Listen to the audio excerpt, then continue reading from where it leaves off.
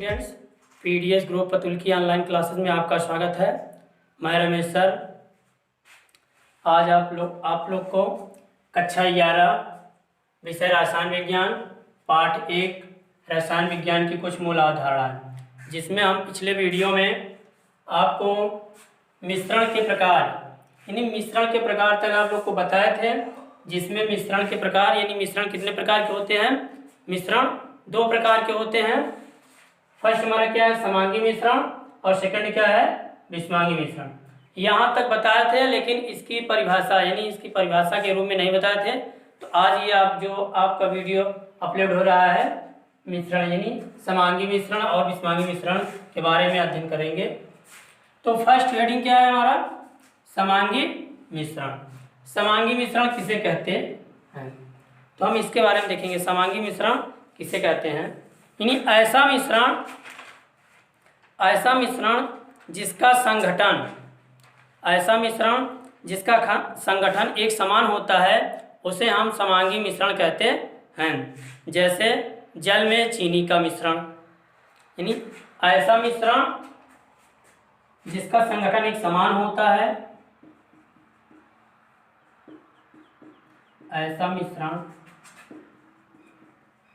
जिसका संगठन एक समान होता है,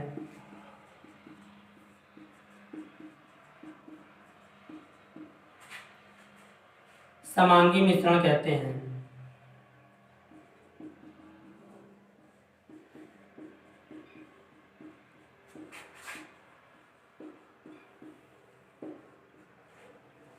जैसे जल में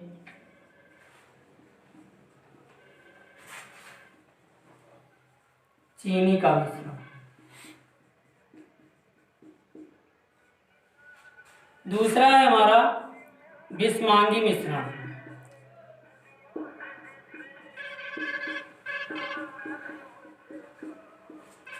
विषमांगी मिश्रण ऐसा मिश्रण जिसका संगठन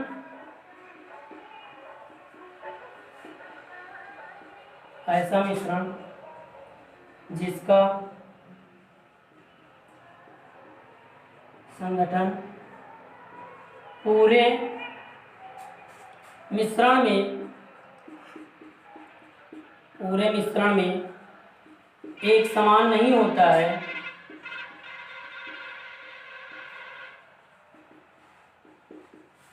होता है, विषमांगी मिश्रण कहते हैं।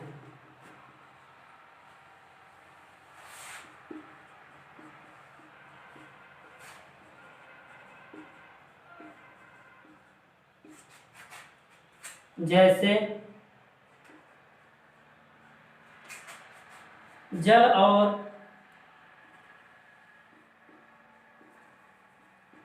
रेत का मिश्रण।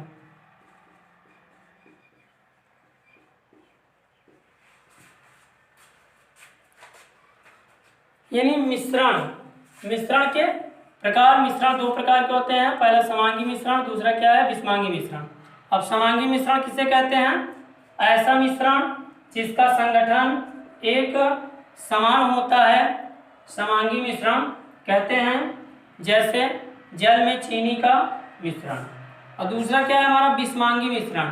ऐसा मिश्रण जिसका संगठन पूरे मिश्रण में एक समान नहीं होता है, उसे हम विषमांगी मिश्रण कहते हैं। जैसे जल और रेत का मिश्रण। अगली टॉपिक है हमारा यौगिक। अगली टॉपिक हमारा क्या है, शुद्ध पदार्थ के बारे में बताए थे। शुद्ध पदार्थ 2 प्रकार के होते हैं, तत्व और यौगिक। तो हम उसके बारे में अध्ययन कर लेते हैं। इस शुद्ध पदार्थ के बारे में, शुद्ध पदार्थ 2 प्रकार के होते हैं, तत्व और यौगिक। तत्व और यौगिक के बारे में भी जानकारी ले लेते हैं।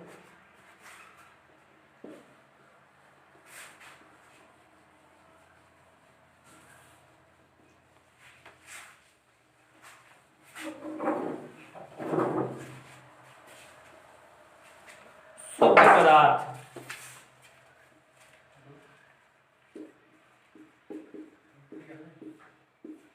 शुद्ध पदार्थ।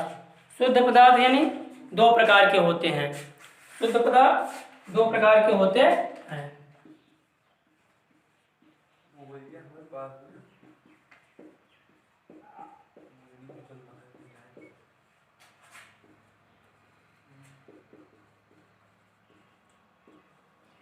पहला क्या है हमारा तत्व और दूसरा क्या है यौगिक।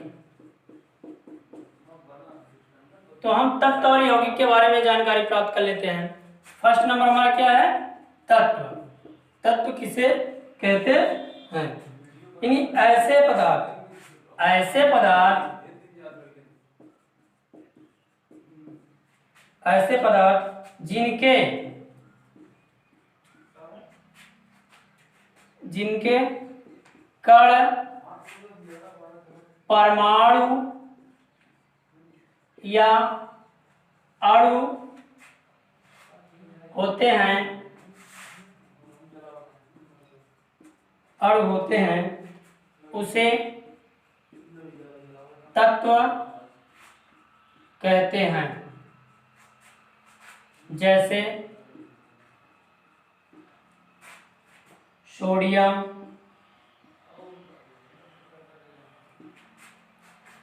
ऑक्सीजन, सिल्वर आदि। अगला है दूसरा नंबर यौगिक।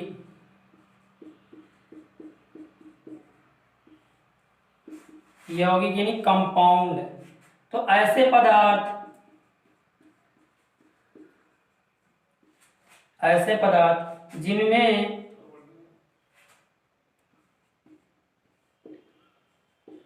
दो या दो से अधिक परमाणुओं का संयोग होता है, परमाणुओं का संयोग होता है, उसे यौगिक कहते हैं।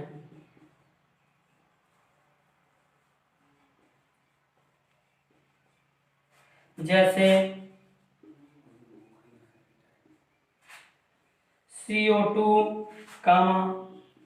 NaOH, MgO,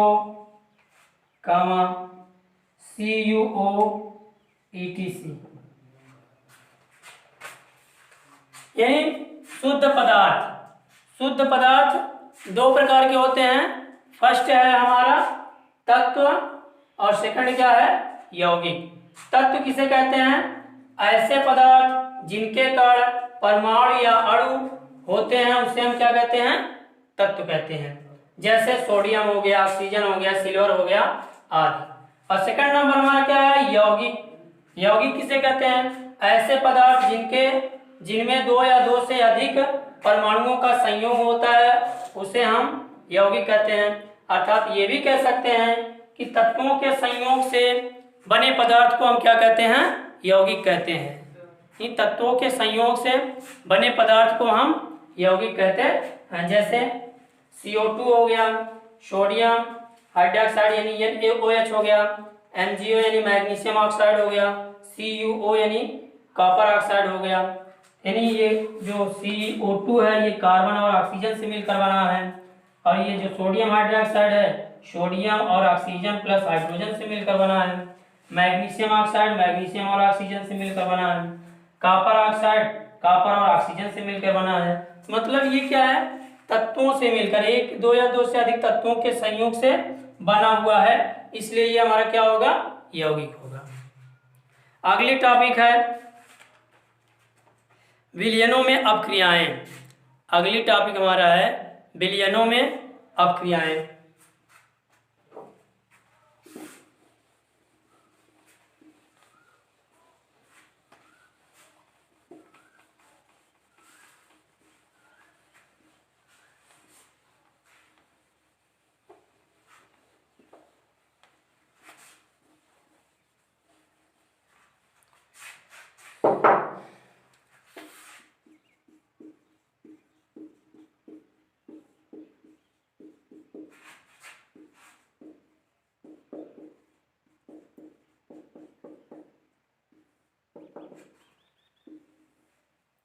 बिलियनों में अपक्रियाएं। यानी प्रयोगशाला में अधिकांश अपक्रियाएं बिलियनों में की जाती हैं। प्रयोगशाला में अधिकांश अपक्रियाएं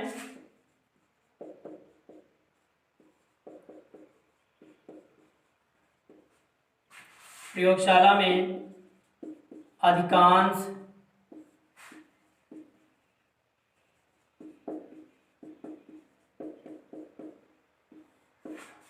अधिकांश अपक्रियाएं बिलियनों में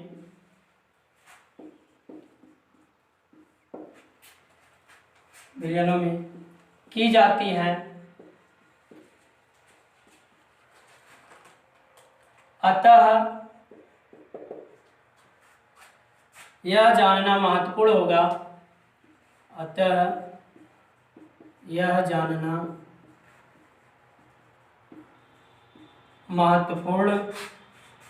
होगा कि जब कोई पदार्थ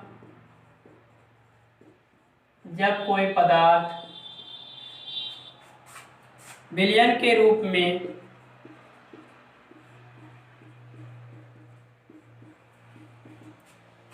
के रूप में उपस्थित होता है,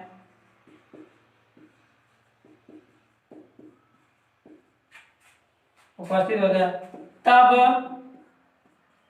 बिलियन की सांद्रता या उसके दिए गए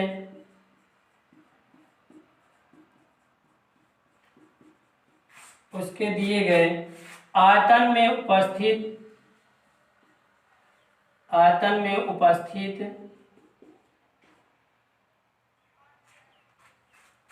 पदार्थ की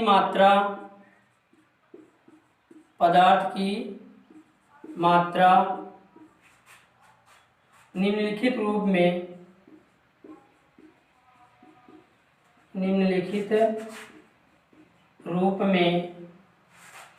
व्यक्त की जा सकती है।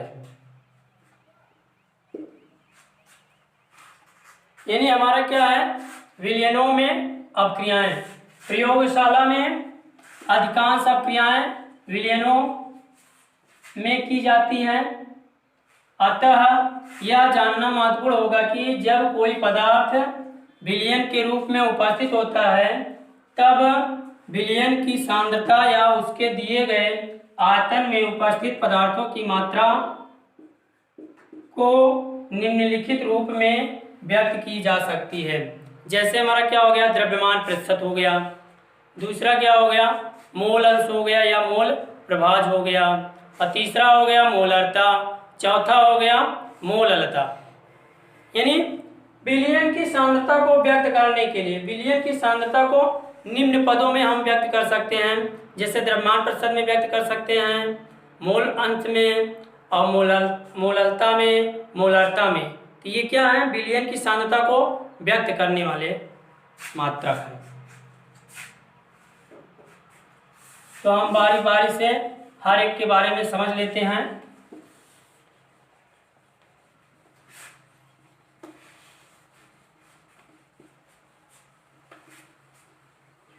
यानी विलयन की सांद्रताओं को निम्न पदों में हम व्यक्त कर सकते हैं। जैसे फर्स्ट नंबर है द्रव्यमान प्रतिशत,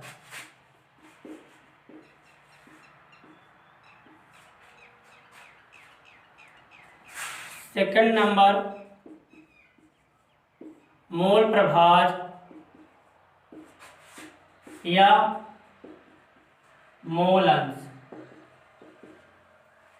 और तीसरा नंबर है मोलरता,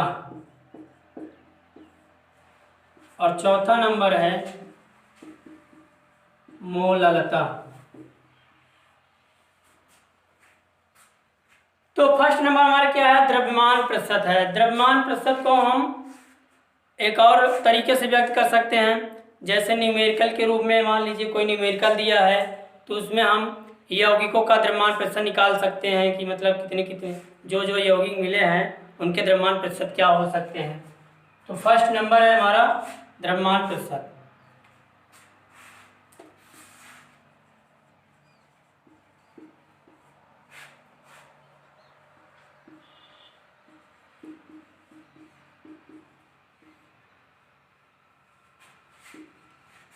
इसको हम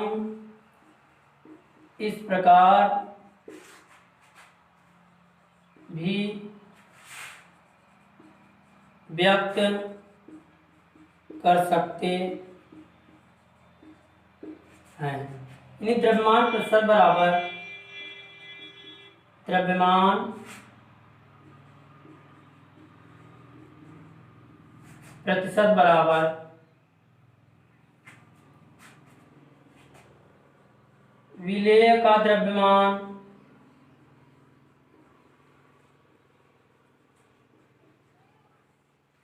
बटे में विलयन का द्रव्यमान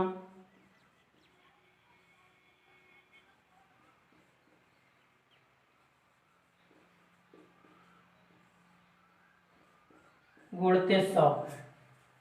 यानी जो द्रव्यमान प्रतिशत होता है इसको हम इस प्रकार भी व्यक्त कर सकते हैं कि द्रव्यमान प्रतिशत बराबर विलेय का द्रव्यमान बटे में विलयन का द्रव्यमान गुणित 100। तो ये फार्मूला होता है। जैसे हम इसको एक एग्जाम्पल यानी उदाहरण के तौर पर समझ सकते हैं। विलेय का द्रव्यमान मतलब ये होता है जैसे विलयन दो प्रकार के यौगिकों से मिला है या दो प्रकार के घटकों से मिलकर बना है हमारा विलयन, तो उसमें मतलब जिसकी मात्रा कम होती है, जिसकी मात्रा कम होती है अर्थात कम होती है तो वो विलायक में क्या हो जाएगा, विलेय हो जाएगा, मतलब घुल जाएगा। और जिसकी मात्रा अधिक होती है उसको हम विलायक कहते हैं। तो विलेय और विलायक दोनों का कॉम्बिनेशन ही क्या कहलाता है, हमारा विलयन कहलाता है। तो विलयन का मतलब होता है कि इसमें विलेय प्लस विलायक दोनों के द्रव्यमान होंगे, और विलेय होता है जो पदार्थ कम होता है अर्थात विलायक में घुल जाता है। तो ये फार्मूला है।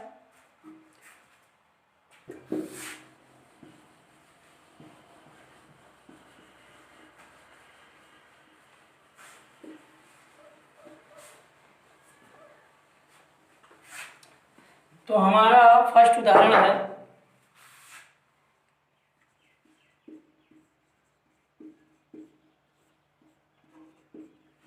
यानी किसी पदार्थ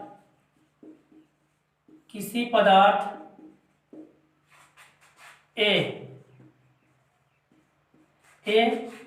के 2 ग्राम को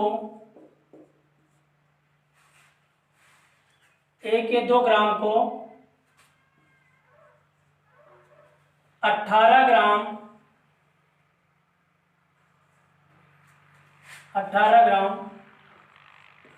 जल में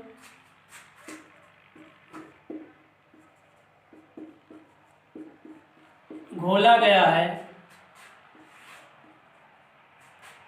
तो पदार्थ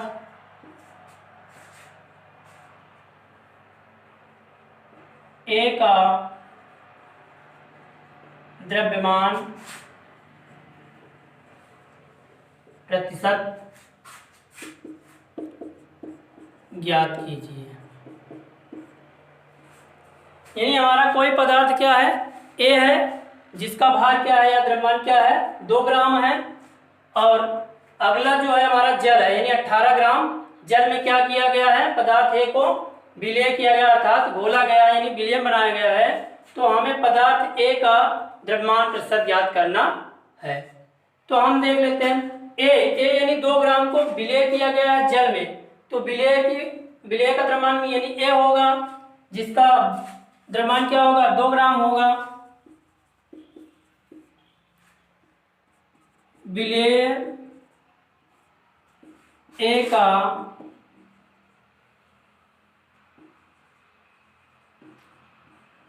द्रव्यमान बराबर 2 ग्राम तथा विलायक यानी जल का द्रव्यमान बराबर 18 ग्राम। अतः विलयन का द्रव्यमान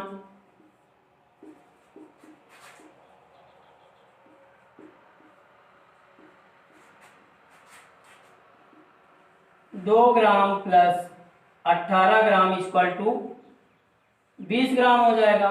अब हमारा क्या है, ए का द्रव्यमान प्रतिशत निकालना है। तो सूत्र से हम देखते हैं, ए का द्रव्यमान प्रतिशत, ए का द्रव्यमान प्रतिशत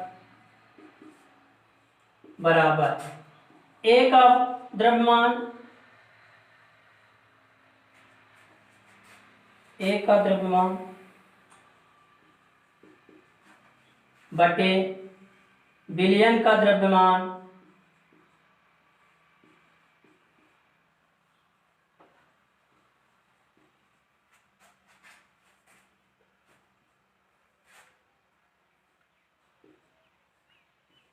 गुणते 100। तो ए का द्रव्यमान क्या है हमारा, 2 ग्राम है, अपान में विलयन का द्रव्यमान 20 ग्राम और गुणते 100। तो एक जीरो से एक जीरो काट दिया, 2 एक कम 2, 2 पंजे 10। अब बराबर 2 इंटू 5 इक्वल टू क्या है, 2 पंजे 10, 10%। अतः हमारा ए का द्रव्यमान क्या हो जाएगा, अतः ए का द्रव्यमान प्रतिशत बराबर 10%। यही हमारा क्या है, आंसर है।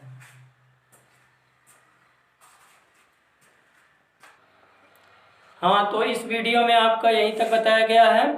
अब अगले वीडियो में, यानी जो इसमें बचा है, जो टॉपिक आपकी इसमें बचा है, उसको नेक्स्ट वीडियो में बताया जाएगा।